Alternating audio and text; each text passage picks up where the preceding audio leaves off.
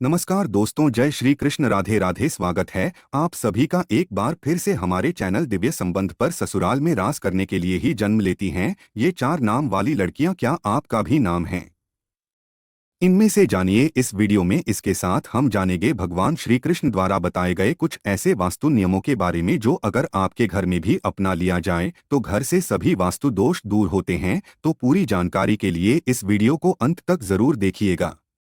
दोस्तों, सच्ची श्रद्धा से कम इसमें जरूर लिखें हर हर महादेव, राधे राधे। दोस्तों, ससुराल में रास करने के लिए जन्म लेती हैं ये चार नाम वाली लड़कियां। दोस्तों, आज की इस वीडियो में हम आपको ऐसी चार नाम वाली लड़कियों के बारे में बताने जा रहे हैं जो कि ससुराल में हमेशा ही रास करती हैं। इनके भाग्य में हमेशा से ही राजपाट, सुख, संपत्ति, धन, दौलत, रुतबा, पैसा सब होता है। तो कौन सी है वो चार नाम वाली लड़कियां? आइए इस वीडियो के माध्यम से जान लेते हैं। लेकिन उससे पहले हम जानेंगे कुछ ऐसे महत्वपूर्ण वास्तु के नियम के बारे में जो स्वयं भगवान श्री कृष्ण ने युधिष्ठिर को बताए थे। तो दोस्तों, चलते हैं और सुनते हैं गुरुजी से कि वो क्या कहते हैं इसके बारे में। जिन घरों में भी महिलाएं इन नियमों का पालन करती है तो ऐसे घर में सदा ही मां लक्ष्मी का वास होता है और ऐसे घर में सुख शांति, परिवार के सदस्यों के बीच प्रेम सदा ही बना रहता है। इसलिए आप भी वास्तुशास्त्र के इन महत्वपूर्ण नियमों का पालन अवश्य ही करें। वास्तुशास्त्र के अनुसार घर में सकारात्मक ऊर्जा अधिक होना आवश्यक है, तभी घर में सुख शांति बनी रहती है और धन का आगमन होता है। अगर घर में वास्तुदोष हो, घर में आवश्यक चीजें ना हो, तो ऐसा घर नकारात्मक शक्तियों से भरा रहता है, जिस कारण घर में क्लेश, वाद विवाद, आर्थिक तंगी, कर्ज में मारी जैसी समस्याएं उत्पन्न होने लगती है। इन सभी समस्याओं से बचने के लिए आप अपने घर में वास्तुशास्त्र में बताए गए इन नियमों का पालन अवश्य ही करें। घर की महिलाओं को घर की लक्ष्मी कहा जाता है। उनका सम्मान करना सबसे महत्वपूर्ण बात है। श्री कृष्ण कहती हैं कि जहां पर स्त्री का सम्मान नहीं होता उस कुल का विनाश होता है, उस कुल को दरिद्रता का सामना करना पड़ता है, क्योंकि देवी लक्ष्मी ऐसे घर में एक क्षण भी नहीं रुकती। तो चलिए जान लेते हैं भगवान श्री कृष्ण ने बताए हुए महत्वपूर्ण वास्तु नियमों के बारे में। लेकिन उससे पहले दोस्त, तो आपसे रिक्वेस्ट है कि वीडियो को लाइक करें, अपने दोस्तों के साथ शेयर करें और अगर आपने अभी तक चैनल को सब्सक्राइब नहीं किया तो सब्सक्राइब करके बेल आइकन जरूर प्रेस कर ले। दोस्तों, पहली बात, श्री कृष्ण कहते हैं कि प्रत्येक व्यक्ति के घर में ये 5 चीजें दूध, दही, घी, गंगाजल और शहद अवश्य ही होनी चाहिए। जिस घर में भी ये चीजें होती है वहां पर कभी भी दरिद्रता नहीं आती। इन चीजों को सबसे अधिक पवित्र माना गया है। दूसरी बात, घर के प्रत्येक सदस्य को, खासकर बड़ों को, एकादशी के व्रत का अवश्य ही पालन करना चाहिए। एकादशी के दिन घर में किसी भी प्रकार का अनिष्ट कार्य न करें। एकादशी का व्रत सभी व्रतों में श्रेष्ठ है, इसीलिए इस दिन घर की शुद्धता बनी रहनी चाहिए, जिससे घर की स्त्री नेता एकादशी के व्रत का पालन करती है उस घर में लक्ष्मी सदा ही निवास करती है। तीसरी बात, शाम के समय घर में मां लक्ष्मी का आगमन होता है। आधा इस समय पर घर का मुख्य द्वार और खिड़कियां खुली रखनी चाहिए। रोज शाम को चाहे 5 मिनट के लिए ही सही, लेकिन आपको अपने सभी खिड़कियां और दरवाजे खुले रखने चाहिए। शाम के समय घर के मुख्य द्वार पर घी का दीपक अवश्य लगाना चाहिए। दीपक जलाते समय इस बात का ध्यान रखें कि दीपक के नीचे थोड़े अक्षत अवश्य रखने चाहिए। शाम के समय घर के आंगन में पानी का छिड़काव करें। रंगोली बनाकर देवी लक्ष्मी का स्वागत करने से मां लक्ष्मी प्रसन्न होकर आपके घर में प्रवेश करती है। इसलिए आपको सुबह के समय या शाम के समय अपने घर के मुख्य द्वार पर रंगोली जरूर बनानी चाहिए। चौथी बात, घर के मुख्य द्वार पर स्वस्तिक का चिन्ह बनाना चाहिए। स्वस्तिक अत्यंत शुभ चिन्ह है। ये घर को बुरी नजर से बचाता है तथा घर में नकारात्मक शक्तियां प्रवेश नहीं कर पाती। पांचवी बात, हफ्ते में एक बार नमक के पानी से घर में पोछा लगाना चाहिए। नमक नकारात्मक शक्तियों को सोख लेता है और घर का वातावरण पवित्र करता है। स्नान करते समय भी पानी में थोड़ा सा नमक मिलाकर स्नान करना चाहिए, इससे तन की शुद्धि होती है। छठी बात, रोजाना चींटियों को शक्कर मिला हुआ आटा डालना चाहिए, इससे व्यक्ति की कुंडली के दोष दूर होते हैं। सातवीं बात, कुलदेवी अथवा कुलदेवता के बाद के दिन घर में उनके नाम का दीपक लगाना चाहिए। जैसे अगर आपके कुलदेवता महादेव है तो सोमवार का दिन महादेव का दिन होता है। ऐसे में सोमवार को विशेष महादेव के नाम का एक दीपक अपने घर के मुख्य द्वार पर रखें। आप तेल का दीपक भी लगा सकते हैं। महादेव आपके घर पर अपनी विशेष कृपा बरसाएंगे। तो इसी तरह से ये उपाय आप अपने कुलदेवता या कुलदेवी के लिए कीजिए। इससे कुल देवता प्रसन्न होते हैं और घर के सदस्यों पर अपनी कृपा दृष्टि बनाए रखते हैं।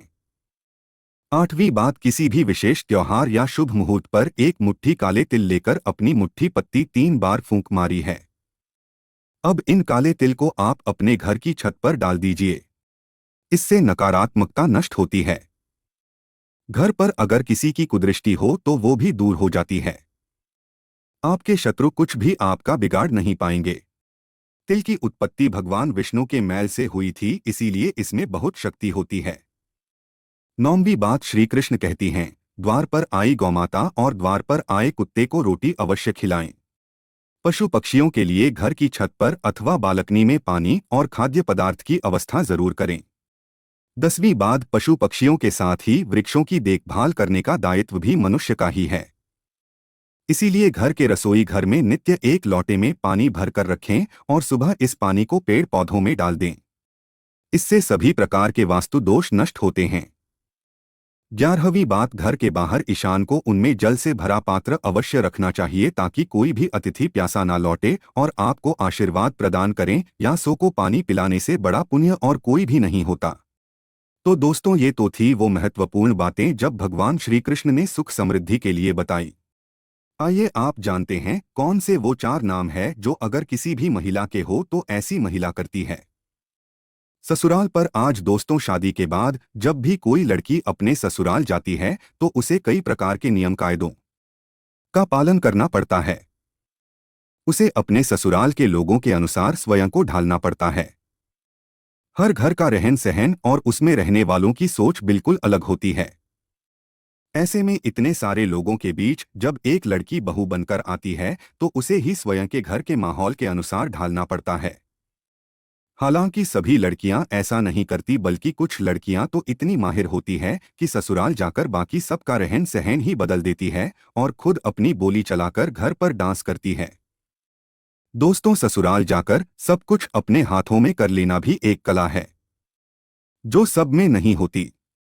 ऐसे में आज हम आपको इस वीडियो के माध्यम से उन 4 नाम वाली लड़कियों के बारे में बताने जा रहे हैं जो कि अपने ससुराल पर राज करने के लिए ही जानी जाती हैं। दोस्तों, इन लड़कियों में कुछ ऐसी खास बातें होती है जिसके कारण ससुराल में सिर्फ इनकी ही चलती है और ये अपने हुनर के चलते घर को बहुत अच्छे से संभालती भी है। दोस्तों, नंबर 1, इनाम वाली लड़कियां। जी हाँ दोस्तों, ये नाम वाली लड़कियां बहुत ही चालाक होती है। इन्हें दूसरे लोगों का दिल जीतना या उनसे अपनी बात मनवाना बहुत अच्छे तरीके से आता है। ये जब अपने ससुराल जाती है तो अपनी मीठी मीठी बातों से सबको अपनी ओर कर लेती है। इसके बाद हर कोई इन्हीं की प्रशंसा करता है और इनके खिलाफ भी नहीं जाता। दोस्तों, इनकी ये कला इन्हें ससुराल में सबका फेवरेट बना देती है और ये वहां आराम से राज करती है।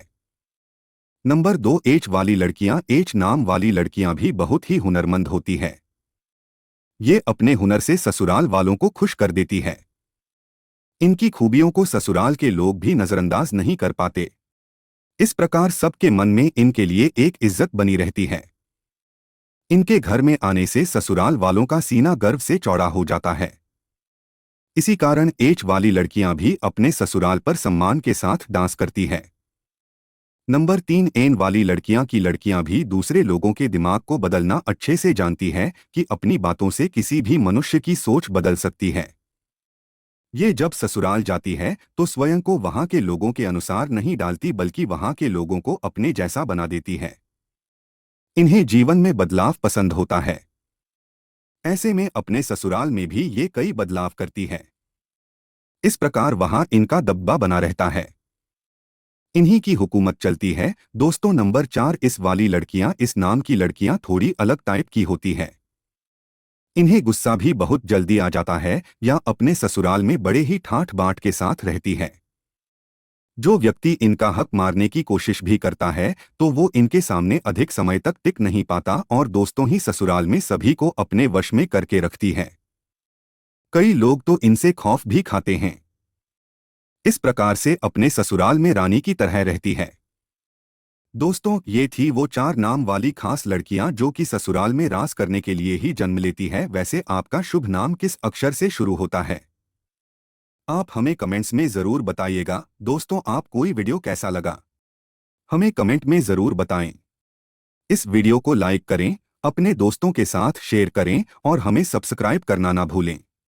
और हाँ, इस वीडियो से कोई भी सवाल है तो आप कमेंट बॉक्स में ज़रूर लिखें, और आपके पास कोई भी सवाल नहीं तो यश लिखें, क्योंकि यश लिखने से वीडियो बनाने का मोटिवेशन मिलता है।